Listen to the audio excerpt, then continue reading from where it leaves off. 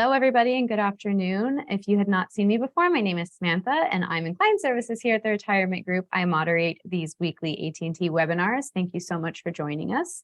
If you're here today, you're likely weighing your options between taking the AT&T lump sum or the annuity, and as you near your retirement date, Luckily for you, today we're going to be joined by our AT&T focused advisor, Tyson Mavar, who's going to be breaking down all of the key deciding factors you should be considering before you make this choice.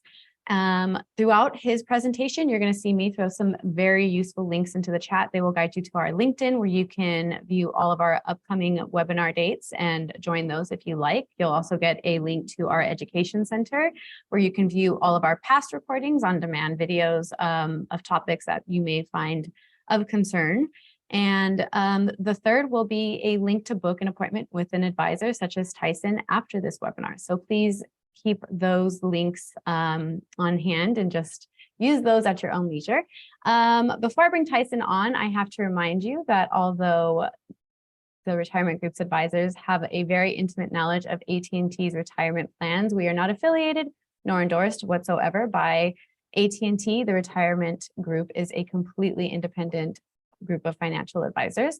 And after Tyson's presentation, I'll be coming back on with him to ask him any of the questions you may have entered into the Q&A box throughout his presentation. It's completely anonymous. We love answering your questions. Please ask away. And with that, I'm just going to bring on our speaker today, Tyson Mavar. Hi, Tyson. Hi, Sam. Thank you, folks, for attending our webinar series today. My name is Tyson Mavar. I'm one of the AT&T focused retirement advisors for the Retirement Group here in Texas. And on today's webinar series, we're going to talk about what I believe is one of the biggest decisions that people face when they leave the company, which is how to take their pension. Many of you may have been paying attention to the interest rates that affect the lump sum, so we're going to talk about that a little bit as well. But there's a lot of factors here that we need to address and discuss, because it's not a one-size-fits-all decision. Everybody's values are different. Everybody has different health issues. Everybody has different family values, different risk tolerance. We're going to talk about the merits of the various pension options and why you might consider one over another. Those of you who aren't as familiar with our company, the Retirement Group is an independent financial planning organization that specializes in helping corporate employees, myself, AT&T being one of the companies that I have many clients from and have a very intimate knowledge of the retirement decision-making process of. Our goal is to help folks transition successfully into retirement and prepare for strategically a successful retirement. So that means saving correctly in your 401k plan, being tax efficient with the options you have, being invested and allocated correctly in your 401k plan.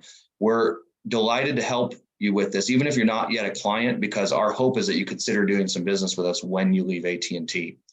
Even if you already have an advisor that you're happy with or just plan on doing everything on your own, that's okay too. We still want to do our best to help you, because we're confident you can help us grow our business by referring us to some of your coworkers if you found the time spent with us to be valuable. If you'd like to spend some time with us, whether it's just asking some questions, or what I encourage everybody to do is to have us run a retirement cash flow analysis for you, completely complimentary. We don't charge for this. Take advantage of this. It doesn't cost anything other than some of your time. And what I've found is that this helps people identify if they're on track for retirement, and if not, how to get on track.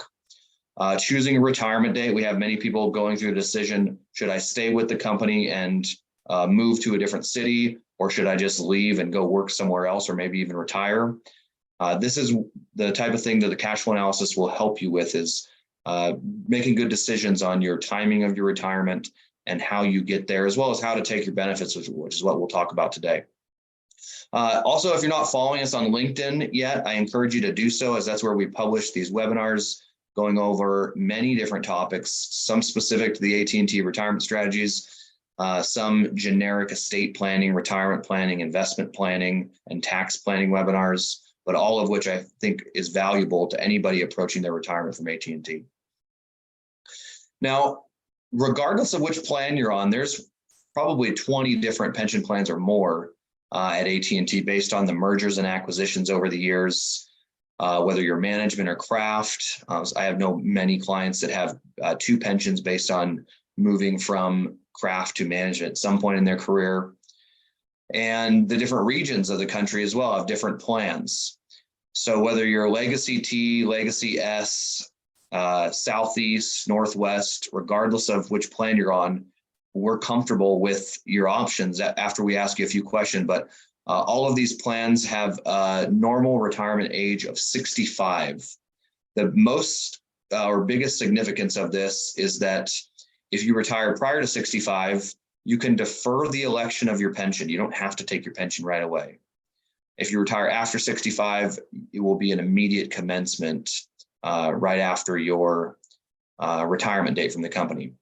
Now, the different plans also have different rules on what your commencement date can be. Some of them you can commence your benefit the day after you retire. Some of them it has to be the first day of the month. This is also important, especially as we get close to the end of the year, in identifying what retirement date to pick so that you can not lose money on your pension if you don't have to in the case of the lump sum. And keep in mind, there's also some pensions that force you to take a lump sum within a certain period of time after your retirement date. Otherwise, you're forced to take the annuity if you have not made the election yet on how you are going to take your pension. But age 65 is the normal retirement date and what the actuarial calculations are equated to for figuring out what your lump sum is going to be. Now, something also to keep in mind is that your lump sum is a function of your life expectancy. So the longer you wait to retire, of course, the shorter your life expectancy is, the less money the company has to give you as a lump sum. And this is often why I see people running projections of whether I retire now or later, or whether I retire and take my pension now or wait to take the pension. It's possible, if not likely, that your pension will actually shrink after you leave the company if you don't take it right away. Again, this is dependent on which plan you're on. There's some that have interest credits, some that don't beyond your retirement. All of these are very relevant factors in the timing of both your retirement and the election of your pension. And for example, I have some people that are retiring in their early 50s, or at least leaving AT&T this year in their early 50s. And we're recommending they defer the election of their pension because we identified it would be in their interest to do so based on the growth rate of that money.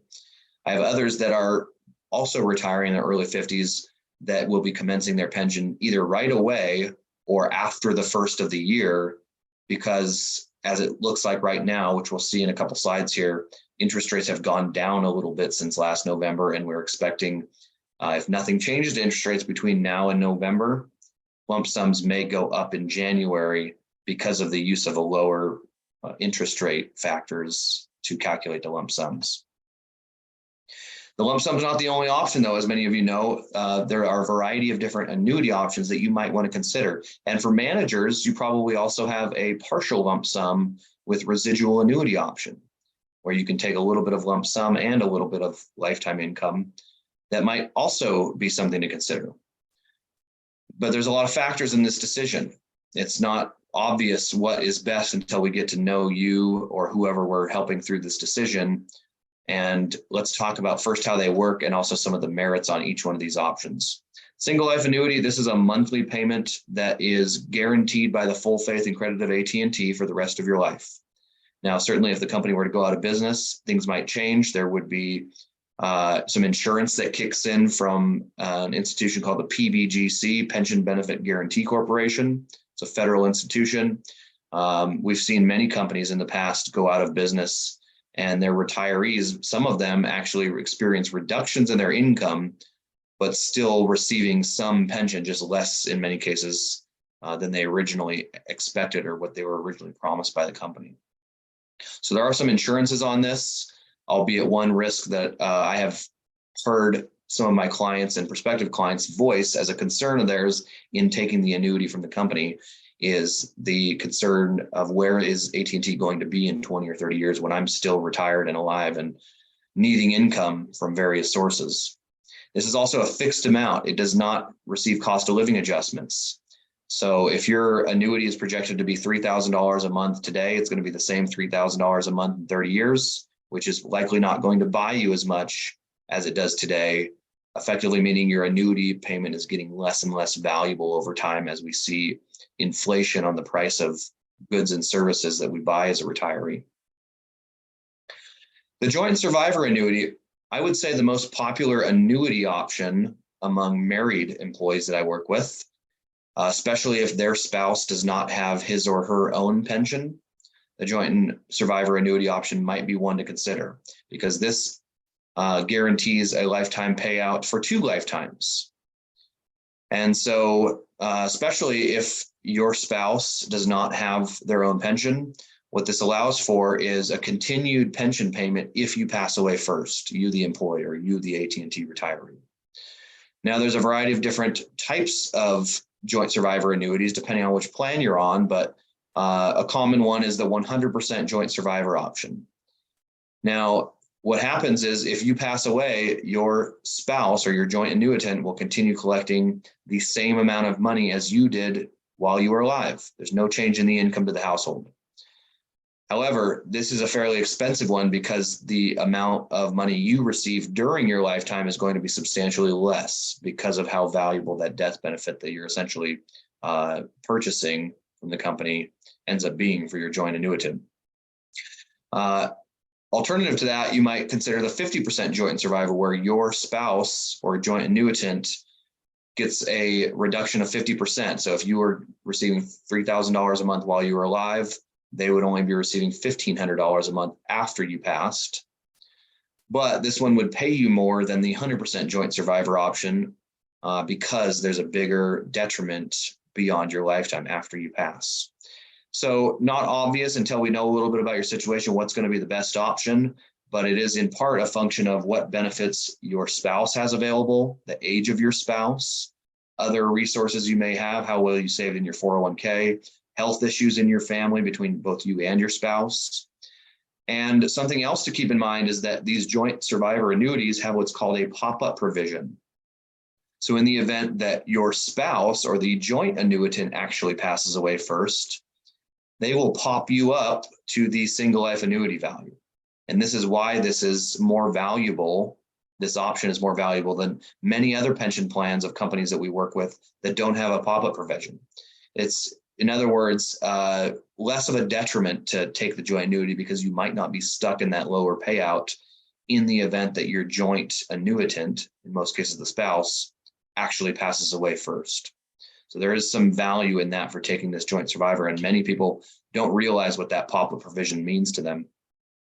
I'm going to zoom into this slide. This is the interest rates that affect the lump sum pension at AT&T.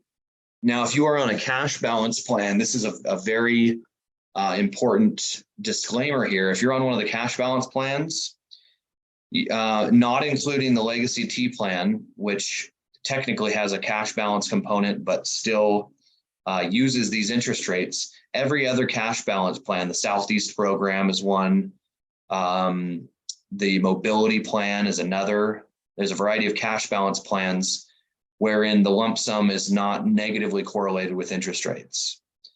Every defined benefit plan, though, the lump sum is negatively correlated with interest rates, and we saw that to a big extent last year at the end of 2022. But you can see here, the November rates of 2022, you can see equal 2023. What that means is that if you retire and commence your pension in 2023, these are the rates that you were getting that were based off of November of 2022 interest rates. Were the highest in many, many years. I've worked with the retirement group for 12 years, and these are substantially higher than any rates I've ever seen as an advisor that my clients were affected by, which unfortunately is not a good thing for the lump sum payouts.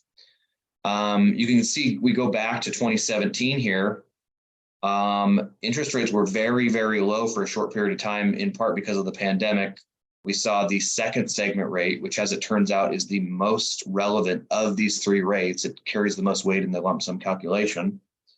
For example, it is 3 times more relevant than the first segment rate, which accounts for roughly 20% of the calculation, whereas the second segment rate accounts for about 60% of the calculation. So we pay very close attention to the second segment rate, and you can see they got to as low as 2.31% for anybody who retired and took their pension in 2021. They're now more than double that. What that means in plain English is folks have probably seen roughly a 30% reduction in their lump sum purely because of rising interest rates. Now, you might have made some of that back because you worked at the company longer, or maybe you had some salary increases that increased your lump sum payout. But lump sums in general are lower than they were 3 years ago. And from an interest rate perspective, they're lower than they've been in several decades. At the top of this table, you'll see as of June 2023, the IRS publishes these monthly interest rates every month, usually about 3 weeks after the end of the month. So here we are in August. We're actually approaching the end of August, so we are expecting to be able to have new data available for July within the next week or so. This is important because we get close to the end of the year, even though they don't use the June or July interest rates. The only rate that matters is November, because that's what they'll use for all of next year's lump sum recipients.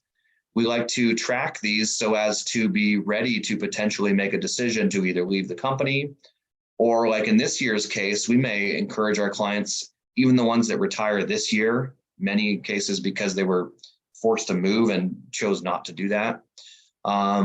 We may recommend they wait to take their pension a couple months so they can get a higher payout on their lump sum, because we foresee interest rates being lower and lump sum payouts being higher as a result. It's very important to pay attention to these rates. It's also helpful to be skilled at running pension projections in the net benefits pension modeler, looking at different retirement date assumptions, as well as different assumptions about what interest rates do between now and the time that you expect to retire, looking at multiple different time frames, being ready to make a decision earlier than you expected. Right, so looking at what do you have today versus what do you have when you ideally want to retire. That way it's not as stressful when, like in this year's case, the company decides they're going to return everybody to the office and some people are going to have to move to Dallas or Atlanta or some place that's far away from where they live today. It's always better to have a plan for an uncertain outcome like we're seeing now, so that you've already done your due diligence and know, well, you know what? I can afford to leave, and I only need to make half of what I was making at AT&T to still have a sustainable retirement plan. And honestly, I don't even like my job at AT&T anymore anyway, or I don't like my manager anymore.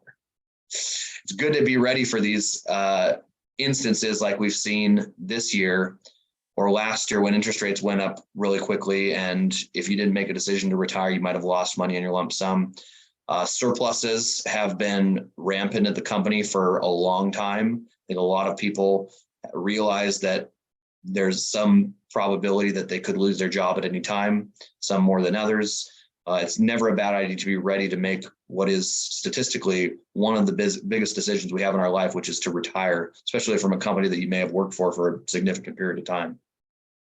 Now, another option that has been attractive for many years to many of our clients, and even though rates are higher and payouts are lower, is still attractive today, is the lump sum for a variety of reasons. It's not for everybody. And we talked about having to have the discipline to be able to not overspend this money so as to not run out of money. And that's part of our job as advisors of the retirement group, is to keep our clients on track and remind them of the risks and detriments of overspending. That's what we use the cash flow analysis as a tool to make sure that the plan is still sustainable and understand what is a reasonable spending number so that our clients don't run out of money.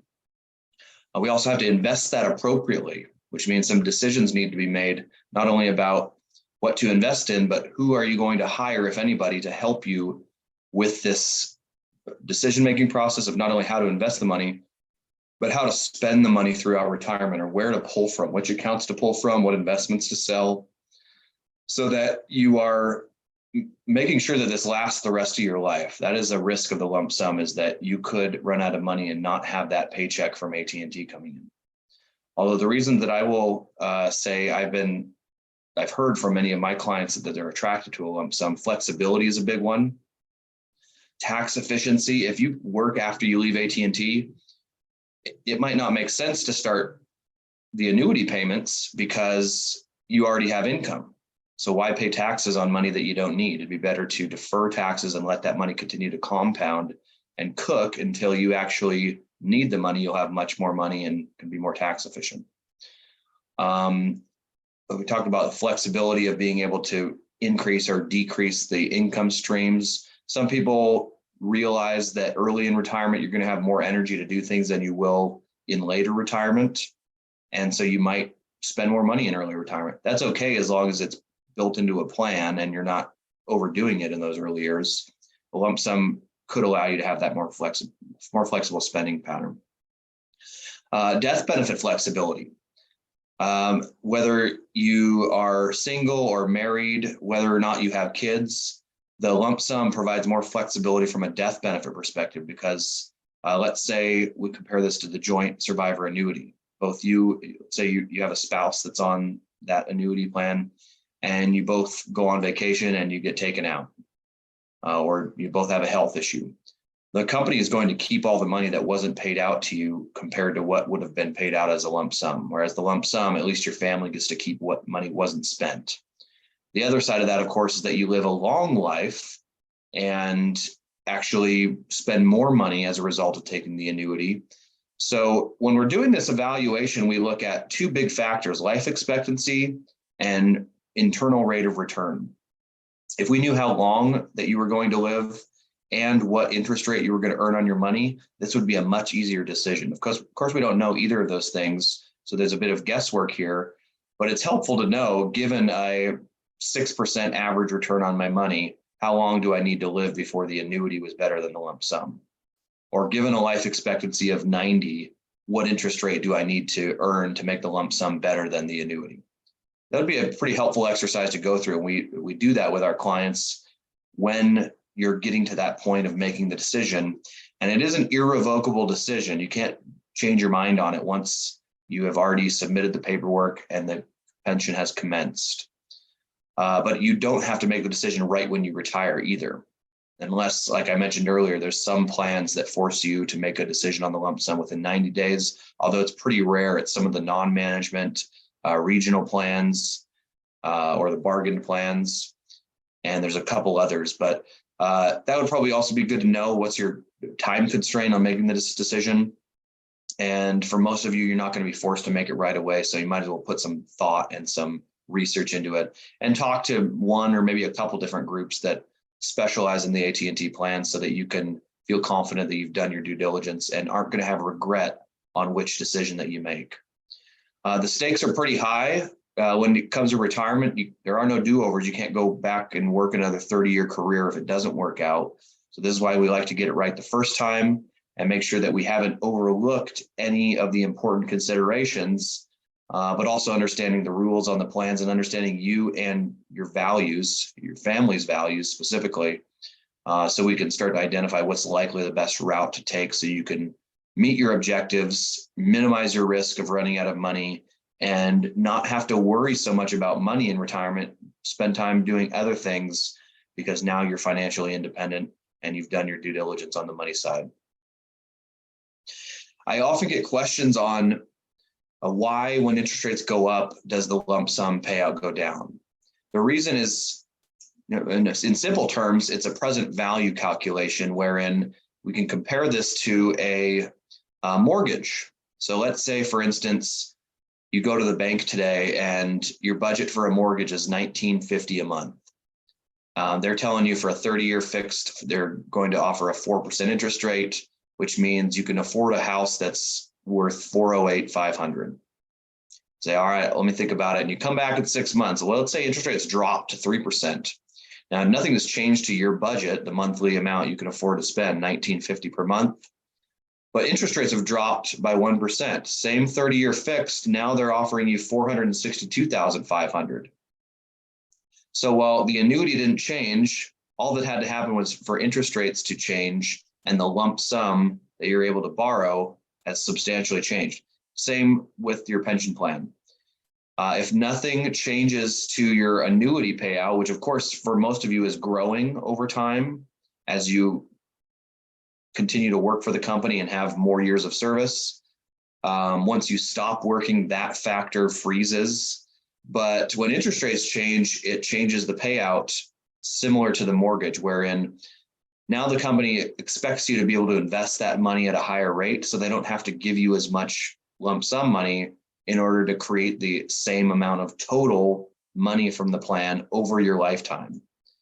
Similar to how when you're older, the company doesn't have to give you as much money because they figure there's fewer annuity payments that they would be on the hook for. So the lump sum also goes down as you get older, leaving all other variables equal. Unfortunately, what we found is that 74% of Americans over the age of 50 don't have a written plan for their retirement. And there's just no reason for this, folks. This is such an important thing to spend time on because you think of retirement as the longest vacation of your life. And think of how much planning you do for any one vacation that you've ever done. This warrants the most planning for any vacation that you've ever done.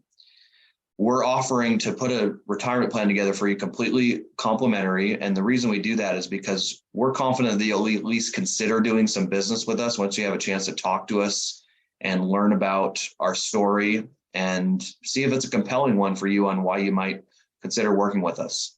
Not everybody needs help on this, but the stakes are so high that most people do work with advisors or advisory firms when they leave AT&T because one mistake can completely ruin a retirement plan.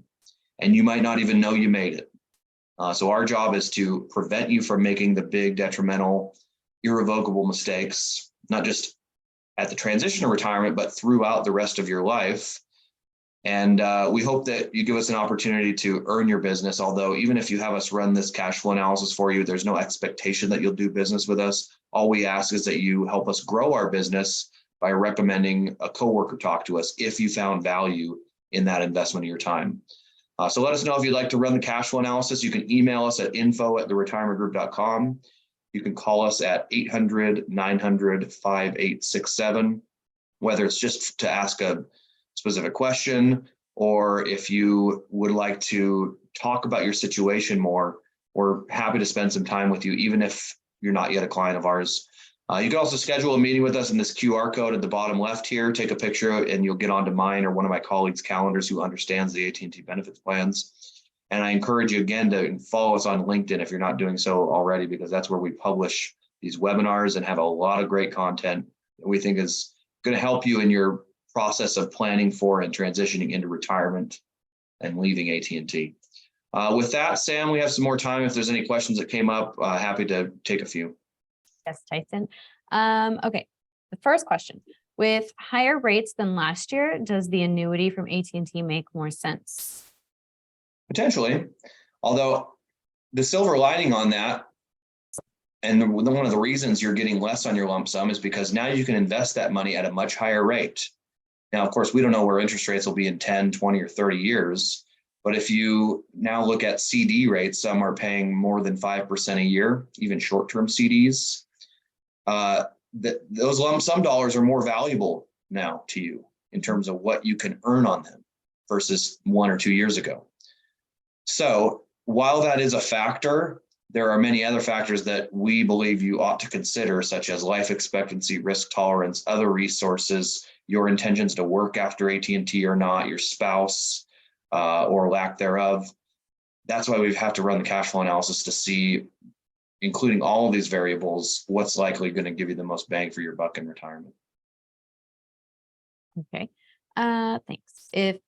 Number two, if AT&T decides to change the lump sum options terms, how much notice am I entitled to and what alternatives do I have?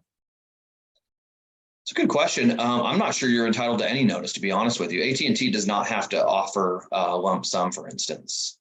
In fact, managers used to not have a full lump sum, most managers at least.